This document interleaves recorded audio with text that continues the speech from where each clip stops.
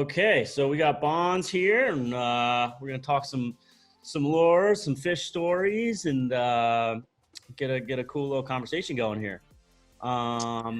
So I guess the first thing is, you want to tell me a little bit about how you kind of got started in making lures and the history behind that? Yeah, man, it's pretty random. I live in a place called the Bay of Islands, which is basically the if you're into marlin fishing, it's the Kona of New Zealand. Mm-hmm. And I moved here, went out marlin fishing with a guy. We had a whole bunch of action, and he said he made these lures, and I was like, oh man, that's so cool. So I actually went back to school and ended up doing it as a tech project, making a lure for my class, and I ended up selling it to a dude for like $20. I don't know how. I think he probably felt sorry for me. Anyway, he caught a marlin on the first day, and then that was it. I was just hooked from there, and just started making them for all the local guys. No, I was doing, but I just thought it was cool. They were catching fish, and yeah, that's how I got started, man. And and then I decided, well, hey, I actually want to learn about this properly, and I ended up over your way. Like I bought a plane ticket to Kona and had no idea where I was going. I just jumped on a plane and went over there, and that's where I really started to learn, you know? Yeah. So you had some mentors over here that kind of gave you some pointers. Yeah.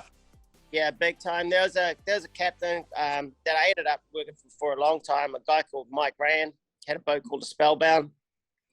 I fished with him for 4 seasons over there. And yeah, I learned a lot from him, but I learned a lot in general, just jumping around with fishing with all the captains and that there. You can't find any better place than Kona to go and learn about lure fishing, man. Yeah, I mean, it's just it's so ideal because it kind of have like a swimming pool testing ground right out there, you know, and it's like flat calm, so you can really kind of get your lures to do everything and see how they're looking and test them. So for a lure maker, yeah, that's got to be like the ultimate, you know, the ultimate testing ground, and then a big fish eats it, and you're like, okay, this thing works. Yeah. But there's just so much more than that to it, you know, like the knowledge you're gaining from the years and years of like lure makers, captains, just it set me on the path that I'm on, you know. Yeah. It's it's in a pretty special place, that's for sure. The history and just the people that are here that, you know, that are still fishing, and they've been doing it for so long, and they're just sitting and listening to some of these guys is amazing. You know? I mean, yeah, I came across them, and I remember taking my lures across, and it was a big deal to get one out in the spread, you know, like it was a big, and they were rubbish, man. They caught like you'd have like the Marlin Magics, you know, Marlin Magic when I first got there was real big, and so was Eric Rusnak was Aloha. Yeah. So those guys were like the pinnacle, and you know, I got to actually fish with Eric. That was pretty cool. Fish with him a few times. Like, he's the man. And you just start to learn about what the lure actually has to do, the subtle things, like what sort of style it's got to be, like, and yeah, it just takes time to learn that stuff. You don't just, like, a lure maker it just doesn't get lucky, man. You know, that they know their stuff. They're really good guys. Yeah. I mean, and you can tell when you pick up a lure that's made properly, you can pretty much feel it and just go, oh yeah, this thing is, you know, they've done this right. And yeah, especially like the angled face lures and stuff like, and the bullets and that, like, that's really, really important. Up face lures, you've got a lot more room for like, it doesn't have to be as perfect, you know, because it has that keel that needs to be in the angle face lure and stuff. And it's really interesting, like, you know, learning of the different hook rigs that make the lures pull one way or pull the other way. And then now with the development of a lot more single hook rigs, because when I first started, it was all double 2 hook rigs, unweighted unbalanced lures, unkeeled lures that you need to have the right hook rig in to get it to swim, pull the right way, and stuff like that. And now with the development of the single hook rigs, the keeled lures that need to be, your traditional shapes need to have different weighting in them to get them to swim properly with the single rigs and stuff, Yeah. So, and that, as I say, that all came from those guys. Yeah, just testing and going along. Yeah. I was going to ask you about, that one very famous lure of yours, the Violator. That's that semi-cup kind of scoop face. Yeah. Those are pretty hard to get properly, right? To make them run the right way, because if they're done wrong at all, I can imagine they would get lazy or spin or pull the wrong way or Definitely.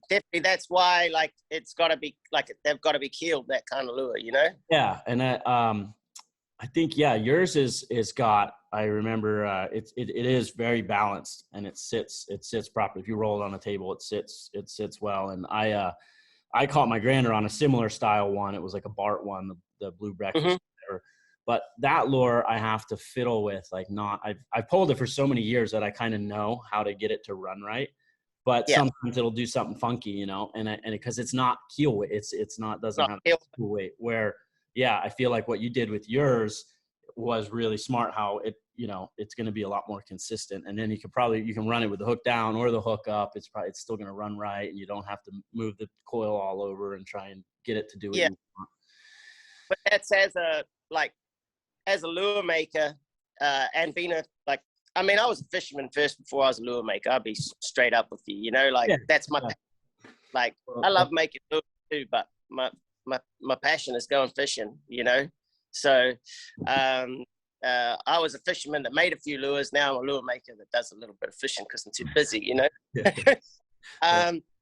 But like that, the key to making lures as a business, something that I could, say give to a professional captain is not the same lure that you can give to the average guy that's going fishing. That's no offense to them, but what we just talked about is it takes years to understand that kind of stuff.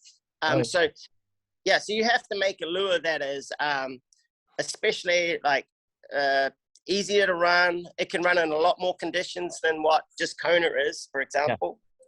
Especially down here in New Zealand. And then I fished a lot in Cape Verde and the Azores, and that's a rough water fishery. So you need lures that will handle that weather. And also the other thing is too, it all comes down to what sort of hooks you're putting in these lures. If you're fishing in a big fish fishery, I want to personally be pulling some big hooks in these lures, So the lure's got to be able to carry a range of hooks as well. Yeah. I think that is something that's probably overlooked by a lot of fishermen, is they just think they're going to buy a lure and it's just straight out the box. They're going to put whatever on it and it's going to run. And there's so much to it. And especially with these more complicated and, hard cut style lures and things like that, it takes time to understand how to make these things run correctly and where we want them to be out in that clear water. And, I hear what you're saying. I mean, that's why some lures I think are super popular and, they may not be the best lure out there. For instance, like a Pakula or something I probably wouldn't pull one of those, but people, they put it out and it, those cup face style lures, you make a lot of cup style lures as well. And they put them out. You can't beat that. It's going to catch fish. It's going to work. You put anything in it. Yeah. Yeah, exactly. And it's like a mole craft as well. That's why it's called a wide range. That put more fish than. Oh yeah. Yeah. The last picture here was on a mole craft on a wide range. Yeah. So it's. Yeah. I think that it's partially that a lot of guys and then too, if they don't really know, they don't know if it's not running right. They don't understand. So. I think it's good doing these kind of conversations with lure makers and trying to get knowledge out there so people can kind of see and get some video of how to run right, and they can kind of no, there is more to this art form, than just buying it and throwing it out there, and Yeah, like, and that's the key to it. Like, just sharing the information and the knowledge of why. Like, I can sit here and we can talk these stories because we know, and like all the fishermen want to go and do is catch more fish and enjoy themselves, because we do fishing because we love it, like, and the more we catch, the better you feel and the more you're going to learn, so like that's so when it comes to a long-winded answer to your question about making these lures, like, we try to make them a lot more user-friendly these days, Yeah.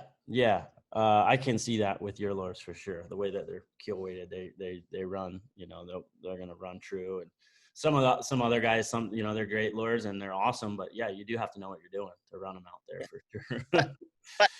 but like everything, I always look at it like a golfer that's got a professional's got a set of blades. Yeah. Like, very difficult for an amateur guy to hit them, but geez, they're good for them, and like I also make a lot of lures like that for other guys that request that, like, so it like, I mean, we make all the lures here, like me and one other guy, so we can make anything you want, Yeah. That's cool. Like, yeah. Right on. So, anyway, that's a long-winded answer to how it all started, and it's consumed my life, mate, Yeah. As it does for us, huh? The Marlin bug gets a hold of you, and it's hard to get away from that. Oh, yeah. So when you were in Kona, did you encounter any absolute animals while you're here? Any monsters? Any good stories about some piling on? Unfortunately not. Like, I fished Kona probably, I don't know, like 5 full seasons and a bunch of other trips that I've been down. Like, I mean, I've seen some nice fish there, like 800-pound, I guess. It's probably that's nice. Yeah.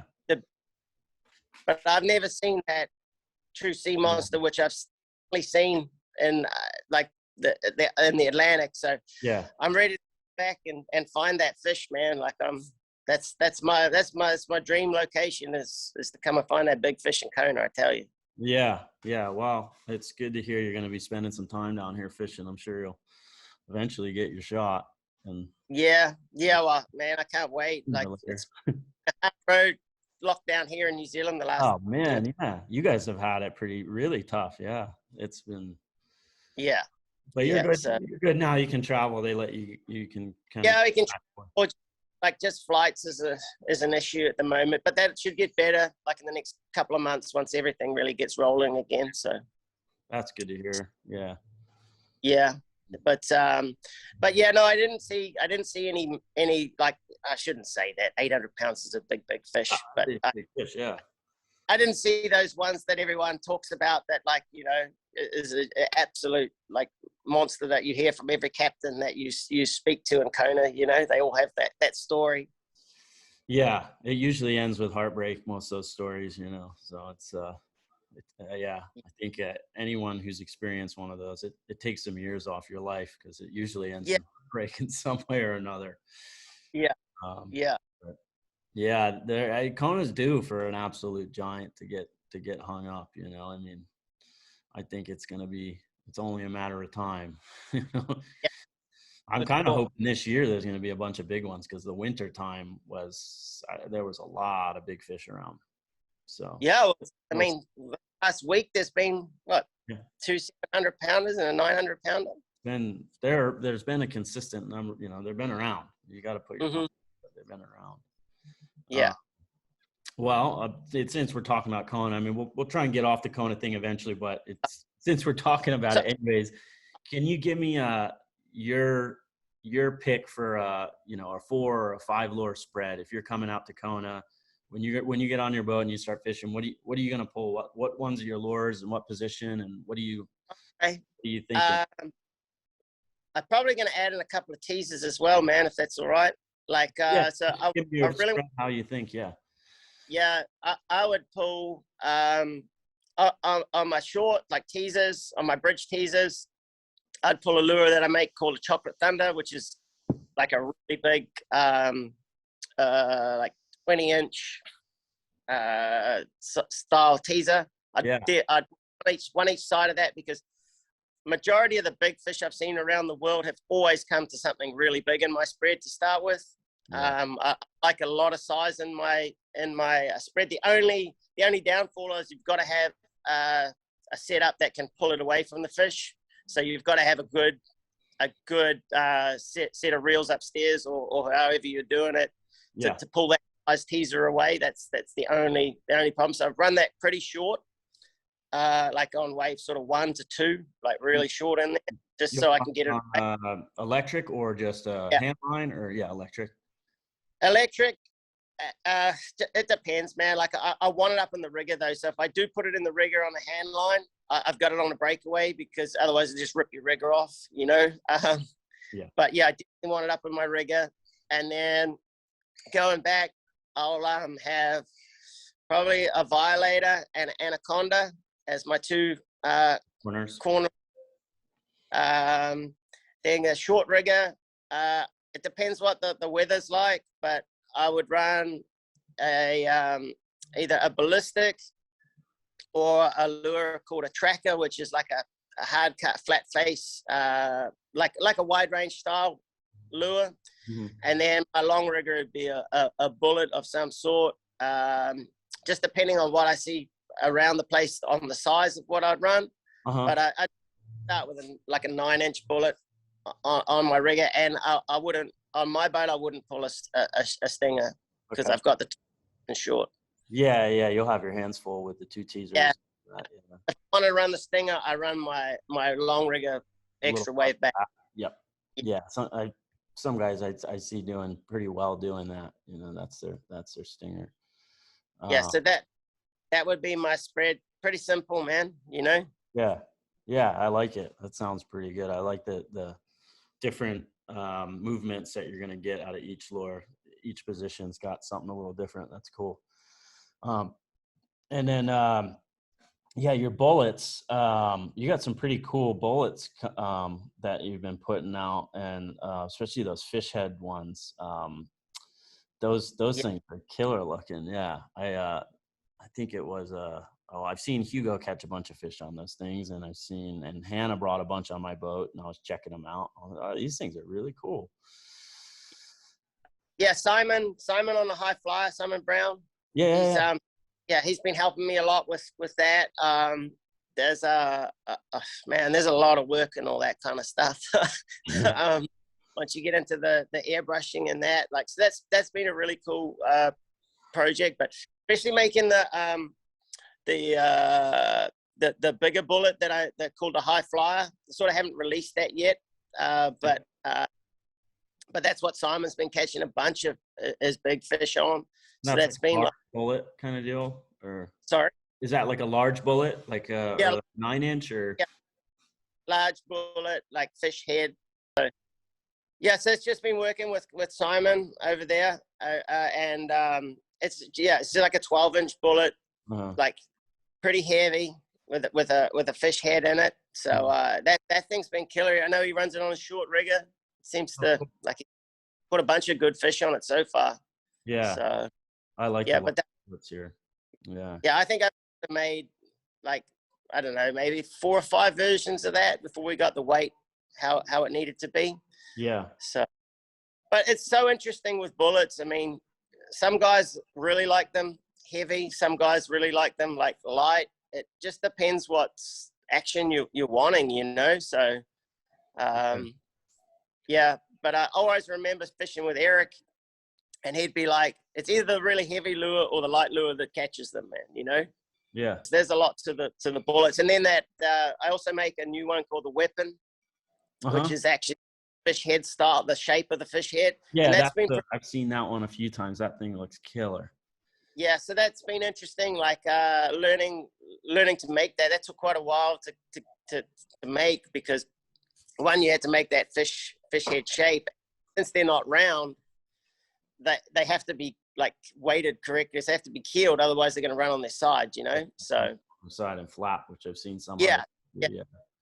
terribly. So yeah, you've got to have a lot of keel weight in them to make them swim properly. So that's been pretty interesting, and that lure's caught some good fish since we made it, you know. Yeah. Right on. Wow, that's cool. Yeah. Well, in terms of your, you know, your different lures and stuff, we were talking about the Violator, and then you said you'd also run a Anaconda. Yeah. I'm very familiar with the Violator, and I know that's been responsible for some absolute monsters that have been caught. So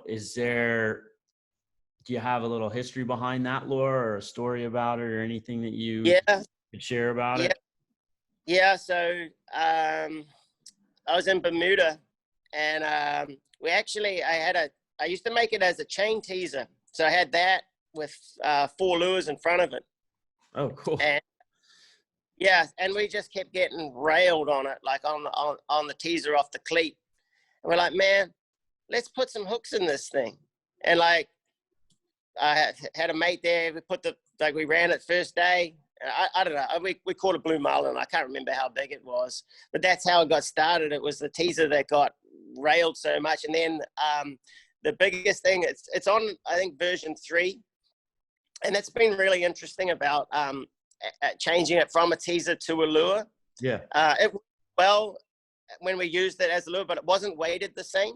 It wasn't keeled like it was. And the other thing is too, it didn't have, I've actually got one here. I can sort of explain it. Let's see. Like you can see now, I don't know if you can see in the video, but it's got quite a sharp edge on it. Sure. Yeah. Originally it didn't have that sharp edge on it. Okay. And it didn't swim quite the same. It wasn't quite as aggressive when it came to the surface and cut the surface when it came to the top, and putting the sharp edge on it just sort of cleaned that action up, and making it a lot more keeled made the lure swim a lot better. And I actually had a good mate of mine, Eddie Lawler from Peak Sport Fishing in Exmouth. Yeah. He came and fished with me in Cape Verde when I was up there, and he had a Violator. He's like, he used to call it Pinky Tuscadero, and this thing was like just railed, like you couldn't even see the head on it. Yeah. And he bought it. He's like, I bought Pinky with me, man. I'm going to catch the heck out of them on this thing. And I said, yeah, but I said, I'll be very interested to see how it goes against the new version that's got his one had the little bit of a round edge, and the new one had the clean cut, the sharpened edge, and a bit more keel in it. And it was embarrassing, man. Like the new one, the old one didn't even get a touch, and the new one just got, like, we couldn't keep the fish off it. And then we changed out, put another new one in it, and that did exactly the same. So it's very interesting, like the few subtle little changes that can make quite a big difference to the lure. And that's like that one that we had now there is the Violator we have now. Yeah. That's really interesting, actually. Yeah, I didn't even think about that those edges would make that much of a difference. That's really cool to hear that. It's like tubes. Tubes are the same thing. Yeah. That's really cool to hear that. And do you like running it with a single hook or double hook? What's your preference? I personally like a twin 11s in it myself. Put a double hook. Yeah, back hook down, swinging. Okay. Simple reason is, man, I'm old school. I just think it swims so much better. And the other thing is, if I get a big fish on, I can't be. If I get 2 hooks in that fish, man, like I'm gonna get that fish. You know, like it will slow them down. You know. Yeah. So that's my thinking behind that. If I'm fishing in a big fish fishery with that kind of thing, I want that lure to have, if I hook them, I've got really good holding power with those 211. And you have the front hook up and the back hook down. And this one's free swinging. Yeah. Okay. Yeah. Well, that's cool. If you were to run it with a single hook, would you run the single hook up or down on that? What would you? I'd run it down. Yeah. Okay. That's good to hear. Yeah. Well, yours is definitely, I think yours is one of the only I've felt that really feels balanced, but some of those lures can be really hard to run, like the Tato and stuff like that. If you don't rig them right, they'll do some weird things, and they'll still get bit, but your bites, you're going to miss a lot of fish on it because they're just wandering too much, and I find there's so much in it with even just the skirt length, that skirt length, and I like having those where they're stabilized just enough, but they're still got that swim. And then I like having it high in the rigger. And if I have one come up on it and he doesn't really eat it right away, I can bring it down in the rigger and it'll get more of a swim action. And I feel like those lures tease themselves. Like you don't have to do a whole lot of teasing, because I've watched fish come up on those style and they'll look at it maybe and they'll light up and you'll bring it down the rigger and it'll do some sort of little swim or some little movement and they'll just pile on. Oh, okay. There's something to it, or I'll get a lot of with those. It's the first bite's just a knocked out of the rigger and then it's flat. And now it's flat. Now that thing's swimming all over the place. And the second bite's usually pretty berserk on it. But I have found my hook up to catch isn't as good as some of the other lures, like a straight runner or something like that, or like a tube style. I have found I missed it. And then I stopped running that style of lure for a little bit because I was like, man, I get a lot of bites, but I'm missing fish on it, right? And then I would then be like, we'd go through a slow day or a couple slow days, and I'd be like, I'm going to put this out. And I'd put it out and we'd catch one, and I'd be like, you know what? I want that in my spread all the time, because even if I'm going to miss a few, I think it's raising fish sometimes that you wouldn't raise. And even if you just like wax it and he doesn't come back and eat it, you've got that fish in your spread now, So I like those scoop style. I love that scoop style lure, at least one in the spread like that. And some people are, it moves too much. You're going to miss too many fish, but it's like, yeah, but you're going to raise fish, I think, that you may not have raised. Yeah. And that's like, that's personally why I pull it with two hooks, because it slows it down. Yeah. It'll keep more straight. Yeah. That's another reason why I really like the two hooks. It's just simply, I feel it runs more like a traditional angle face lure than it does a scoop lure, Yeah. But you're dead right, man. You want, like, I will not pull a lure that moves a lot around. Yeah. I'll definitely put it as a teaser without a doubt. But yeah, they get bit the heck out of it. It's like skipping lures, man. Like, lure, they love eating a skipping lure, but my hookup rate is rubbish on it. Like, I'm just like, I need something that's going to stay in the water well, because that's how I'm going to hook the thing. Yeah. But that's also why I like pulling that spread that I mentioned with the contrasting actions in it too. Like you get a aggressive straight running lure, the bite on it is normally like a crash bite, and it's a really aggressive bite, so that's why I like that sort of that action in my spread as well. Yeah. So the next lure that you said, so would you run that on your short corner usually, the Violator, or that or my corner? Either that, a long corner, short corner. But I run a lot of the time my two corners on the same wave. Okay. Yeah. Okay, cool. And then so the other one on the other side is the Anaconda. And that's going to have a completely different action. Totally different action, man. Like, I haven't got one beside me, but that there is just aggressive, like make as much noise, like rooster tail, molehill kind of style, just exactly. It has a little bit of additional weight in the front of it to keep it in and keep it sort of molehilling a bit more, but that lure there, that's caught some big fish too, so those two there as a pair, like I'm fishing them as a pair, really. It's the complete contrast to they complement each other. I talk about that a lot when I'm talking to people about lure fishing, is having that complement where you got to look at your lure spread as like a team. It's like a football team out there, or a baseball team, or so. Every position has its reasoning, and sometimes people don't. They just put that out there, or we got bid on this. Let's put 4 of those out there, and I'm like, that's the most ridiculous thing I heard. Like, yeah, just keep that, but then let's keep the contract, because you don't know, like you're saying that the relationship between those two lures. Maybe the Violator gets that fish up in the spread, and he's looking at it. and she's looking at it, and then she sees this molehill and goes boom and piles on, you know, or vice versa, comes up on that and then sees this active violator and piles on that. So there's so much to that relationship that you should have in the spread that you're pulling. So it's, I like hearing from the lure makers how they like to do it, because you're, you know, these like basically what you just said is exactly how my brain works, man. Yeah. That's how my whole thinking of going out for the day is exactly what you just said. I'm thinking about, okay, what am I trying to achieve here? What's actually been going on in the last few days of fishing?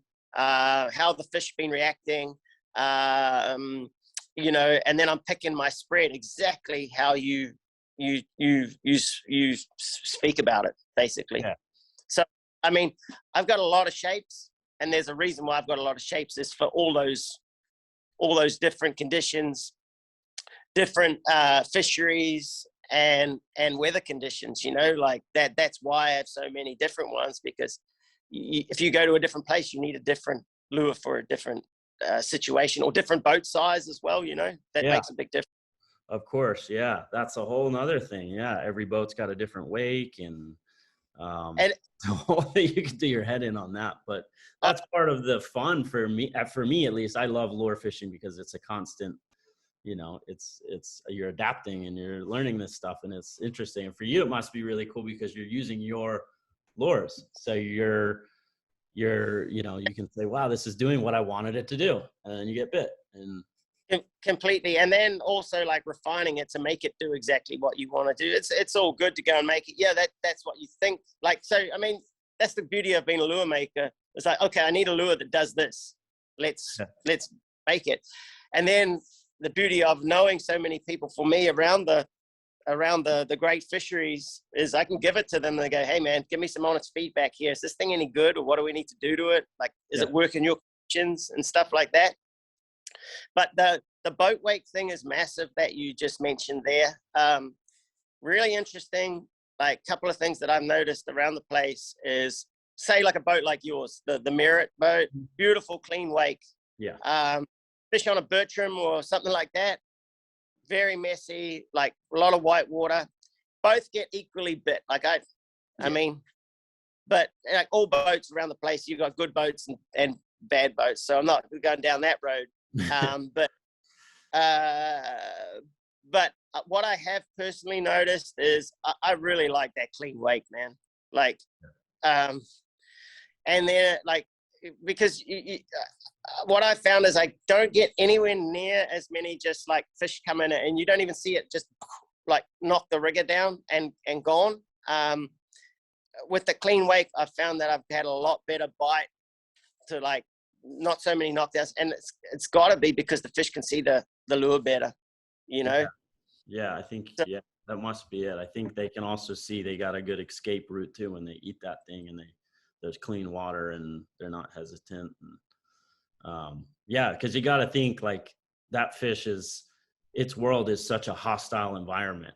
It's calculating. I would think it's calculating most of its moves and how it's going to feed. And okay, I'm going to eat this, and there's a clear getaway. I can eat it, swim off, you know. And if there's all that white water, it doesn't know what's exactly in there. And I think maybe you're right. Yeah, I think that you get those weird bites where it's just a kind of deal or whatever. Yeah.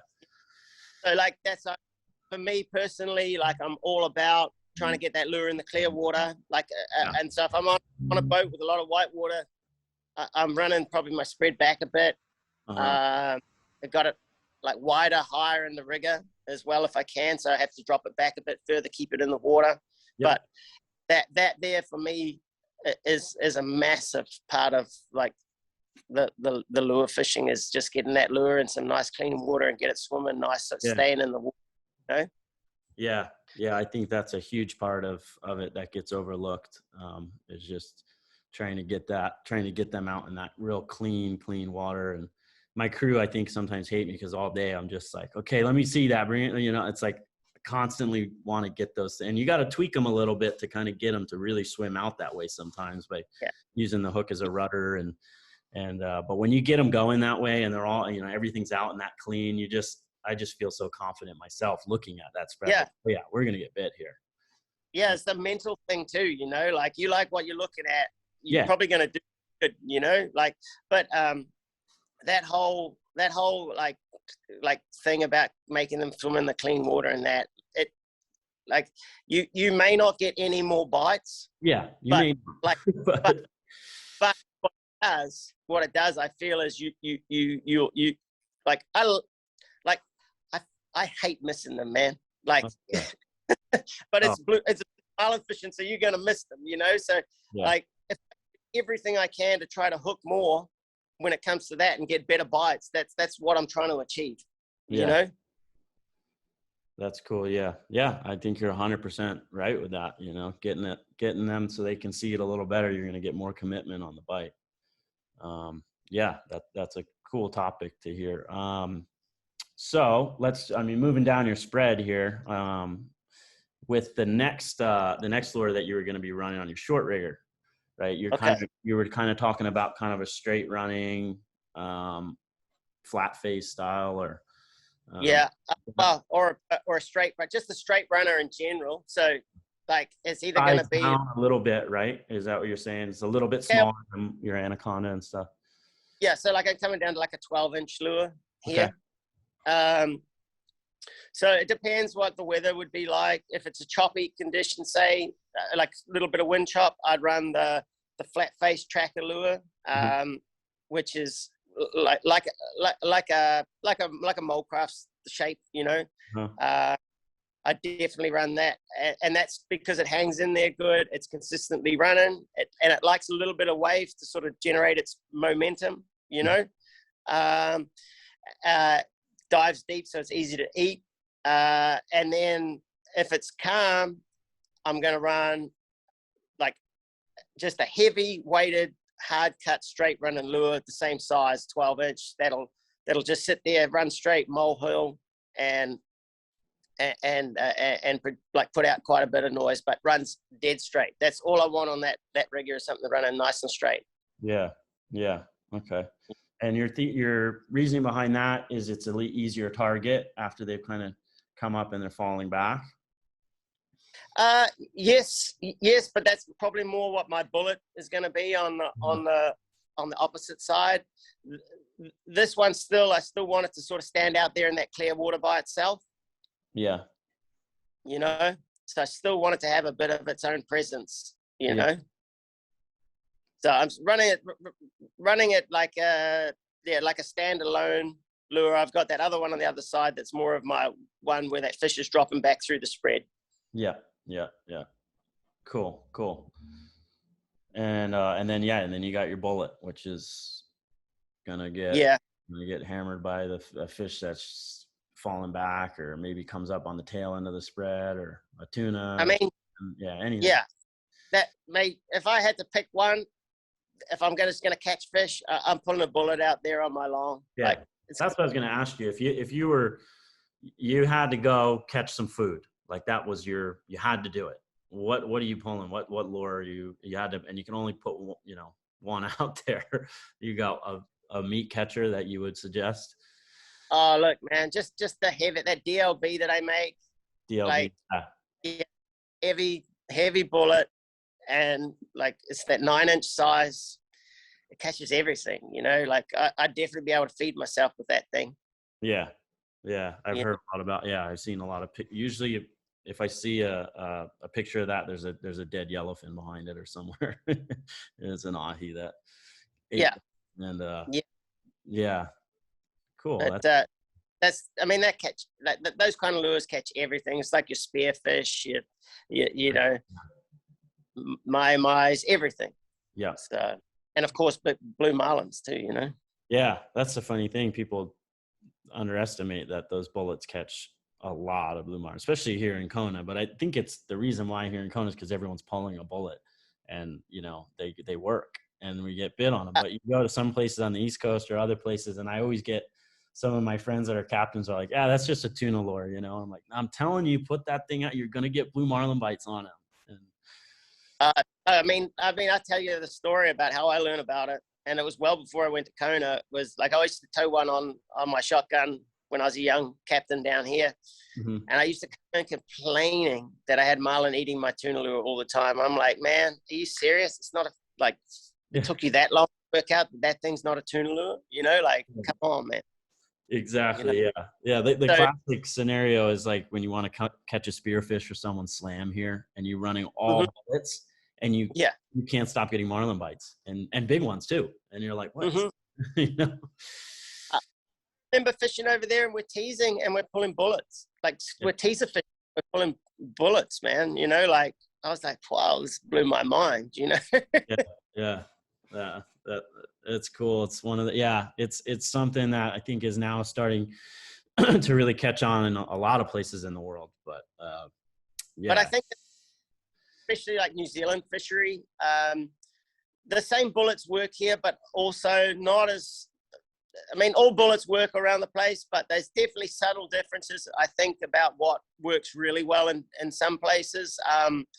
Here in New Zealand, a lot of the time they really like the smaller bullets, I caught a lot of fish on the smaller bullets here as opposed to the bigger ones, Yeah. Okay. Yeah. And you like to put wings on do you like running wings on your bullets or? Personally, yeah, I do. I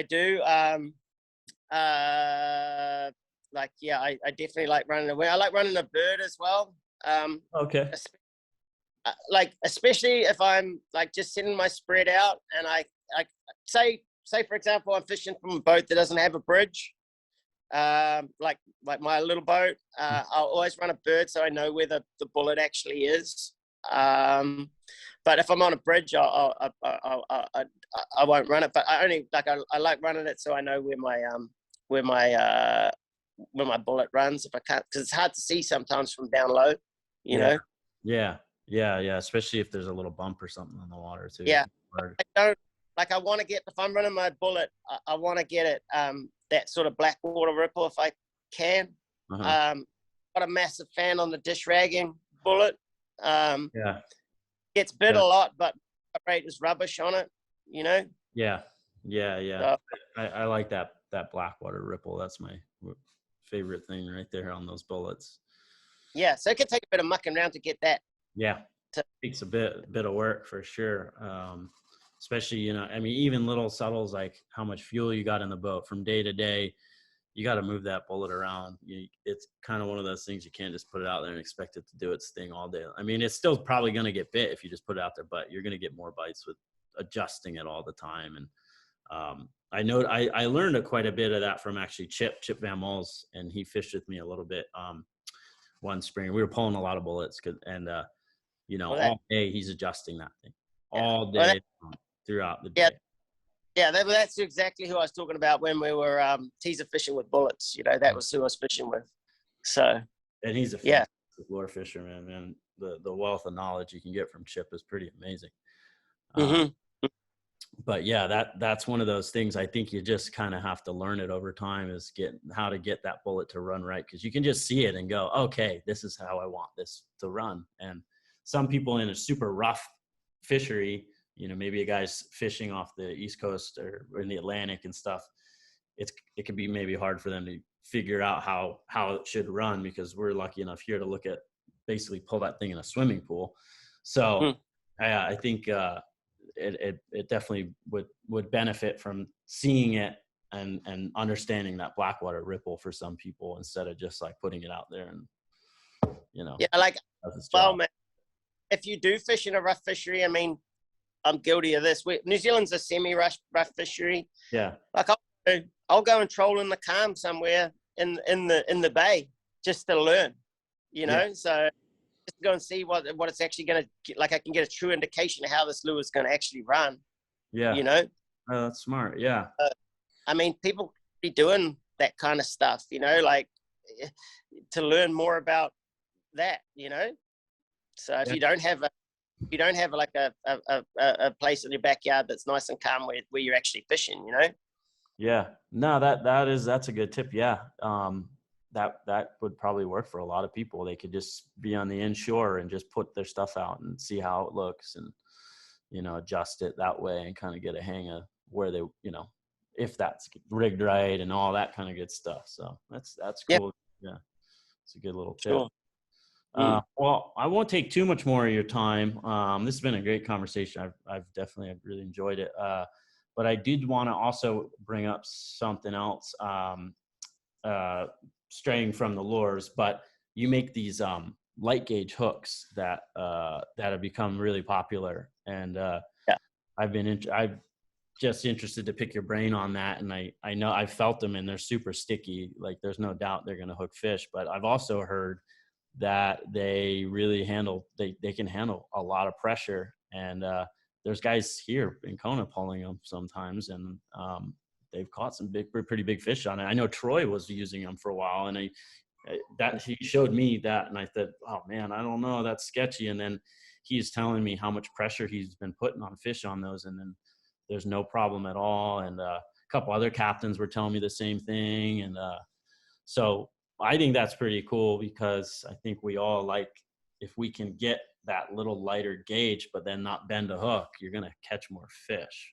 You're going to hook them probably, you know? So I was interested just to kind of hear your, you know, how you came up with it, or what your thoughts are and how that whole thing works. And, you know. Okay. The story behind it is, everyone knows if you use a thinner hook, you're probably going to hook them better, you know? Yeah. So I always thought about it, and I was like, yeah, but they're not strong enough.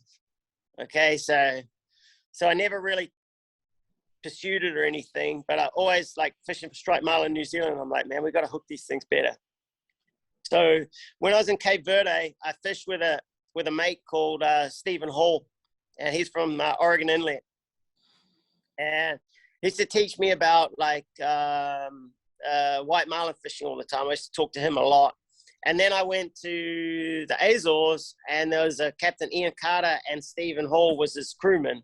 Mm-hmm. And they were catching these big blue marlin, like on 80-pound and fast. And I was like, man, like how are you guys doing this? So anyway, the following season, Steve came and fished with me on my boat in Cape Verde.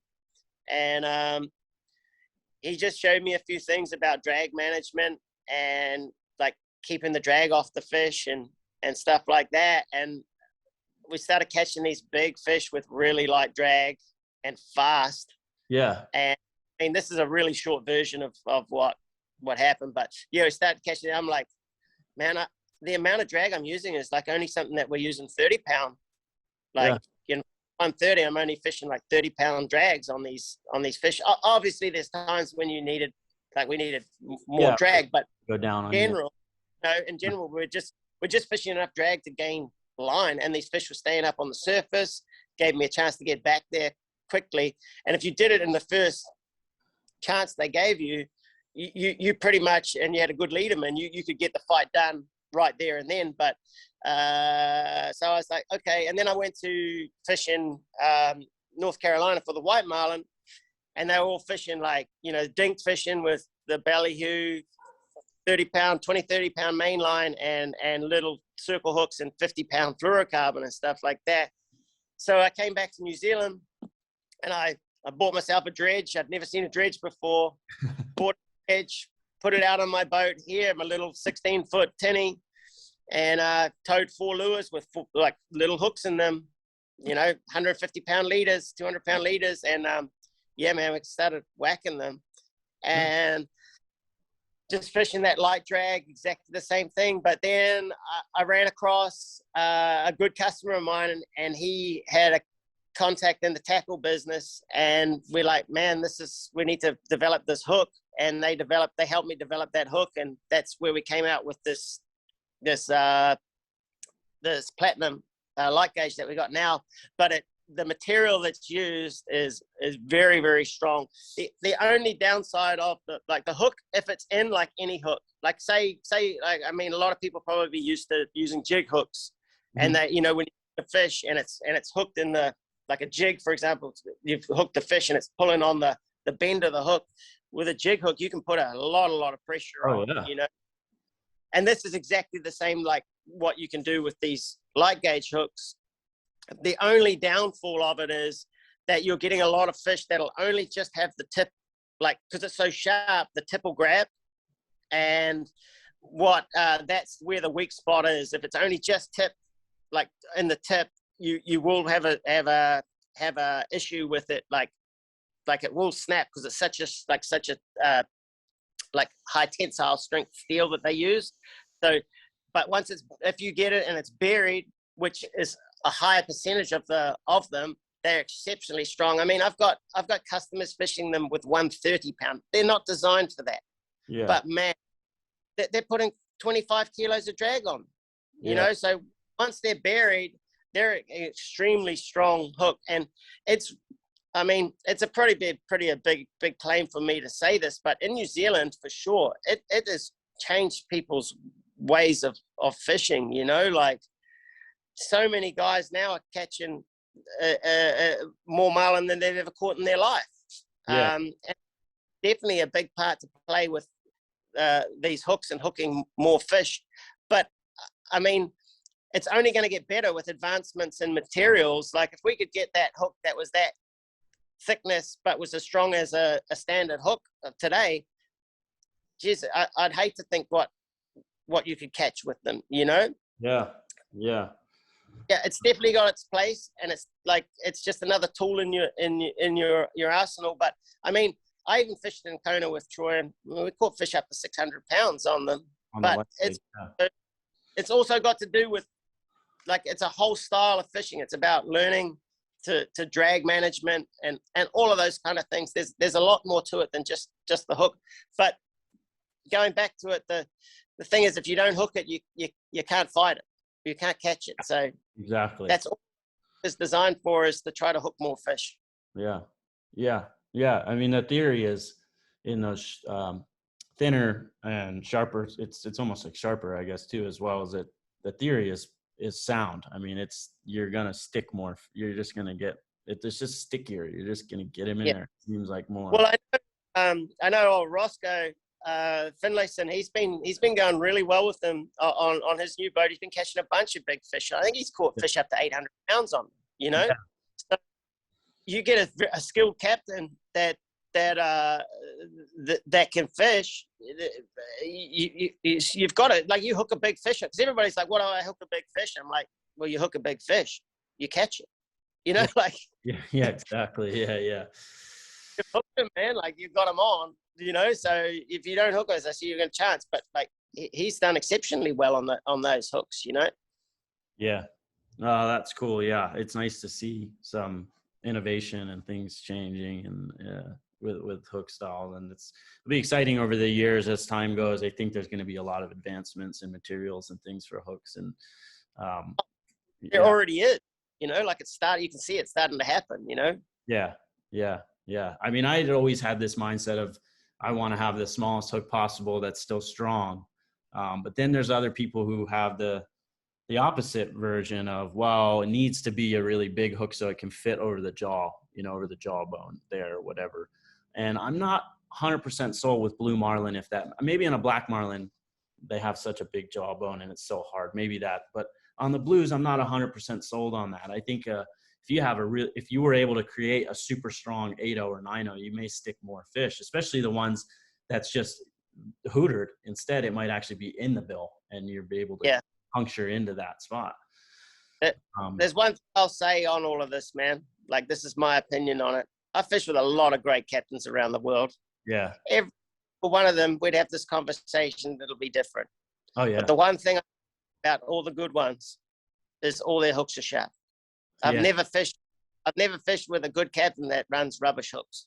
Yeah, you need to have you know, and we're going to have days there where I've been on that boat and, man, we caught the heck out of them, and then we go the next day and we missed the heck out of them, you know. So that fishing's a great leveler, but if you can control a lot of the things that you can control, you can't control how they bite. But that's what we're talking about, you know, going back to your thing about picking your team of lures. Yeah. That's how I'm trying to control that bite as much as possible, like to present like a spread that I think I'm going to get the best opportunity of getting an aggressive bite out of those fish. Yeah. There's a lot to running lures, and it's just one of those ever changing, you know, you're always learning. It's, I love it, man. I love lure fishing. It's, for me, it's, it keeps it exciting, you know? Yeah. I mean, that's why I like talking to you, doing this talk now. You're going to have to cut it short because, man, I keep talking. I could just keep going and going, you know? Right. So. Exactly. Yeah. I don't want to get you stuck here all day, but, yeah, dude, it's been really cool talking with you about this and hearing your thoughts on it. And, I got to get one of those Violators and pull it on my corner here. So I'll shoot you a message. I got to get one of those over here and give it a I run. can sort that out, no problem, man. Yeah. I get it. Cause that style of lure I love. And, yours seem like I'm not going to have to fiddle with it all day long, which is nice. Hope not. Tell me that anyway, pretty quickly. Well, before we go, is there anything else you want to touch on or anything you want to talk about or anything you want to go over with your company or anything at all? No, not really, man. It's just exciting times. Like, I feel very privileged to be able to do this as a job, and work with great people around the world. And just, yeah, man, like, it's just, I appreciate everybody that buys a lure off me at some capacity. But just the one thing I will say is, and for all lure makers around the place is, I hope people appreciate the amount of time and work that goes into these lures that all these amazing like lure makers make. That there's a lot of work in it. They're all handmade and one at a time. And I don't think a lot of people actually understand how much work is involved in making a lure. Like, becoming a lure maker is a massive lifestyle. So, you know, if your lure maker can't deliver you a lure like tomorrow, please realize that he's had to make that, you know, and he's sacrificed a lot of hours to do it, you know. That's the only thing I'll say about it, about the lures, because I don't think a lot of people actually appreciate that they're all, you know, individually handmade. There's no machines of any of the top guys out there that do it, you know, and you're buying their knowledge, not just the lure, man. Exactly. It's like the conversation we were having all this time. Your lures are representing of all these experiences you've had and all the different fish you've seen and all the different captains and the great crews and the different lure makers you've met and all the things that goes into it. And it's 100% an art form. It's a craft, you know, and it's one of the, you know, few crafts out there still. You know, I think that's something people definitely should appreciate, and they should go make the effort to buy lures from guys like you and, you know, people that are actually blood, sweat, and tears, you know, doing this by hand, putting in their time, putting in the research, and kind of know where they're coming from. And I think that's something that's really cool about it. Every lure has its story. Every lure you know, every good lure maker, they have their story. They have their thing about it. And that's exciting, in terms of that. So, you know, when guys out there, you're buying lures, there's a lot behind it. And, I agree. I think some people overlook the amount of time, and it's not like you guys are winning the lottery here, making all kinds of money and freaking, you know, you're going to retire early. It's a passion, you know, it's an art form. And, if people are complaining about, well, their lures are expensive and this, it's like, well, you understand the amount of time they put into it. And not only that, it's like what we said, the amount of experience, you can't put a value on that. You know, if you want to buy a cheap lure and you don't want to spend the money, then that's your thing. Go do that, whatever. But at the end of the day, you know, you're only as strong as your weakest link. So, you know, you're spending all this money on your diesel and your fuel on this, on that, and then you're going to buy crappy lures. Like, put your time, you know, go in there, buy them from guys like yourself that have put the time in, understand it, have the experience. And I think that's something that is overlooked sometimes, probably, you know. Yeah, definitely, man. But hey, it's sorry, man. For a sec, I hear you, but I don't see you. Wait on. Yeah. Oh, you got me now? I do. Hello. Yeah, I got you. Yeah, that's probably the last thing I'll say is just how much respect I, like, all of those guys out there making, like, it's a tough road, but geez, it's a rewarding one, you know. Yeah. So, Well, I really appreciate you taking the time and chatting with me, and looking forward to seeing you over here, man. We'll catch up for a beer. And yeah, man, we'll catch some have a fish. beer with you, and catch a blue marlin beside you. Yeah. Let's do it. Yeah. All right, man. Well, you have a good day. Thanks for doing this, and yeah, we'll be in touch, Bonze. Take care, buddy. Yeah, we'll talk soon. Cheers, man. See ya. Thanks. Bye. Cheers. Yeah.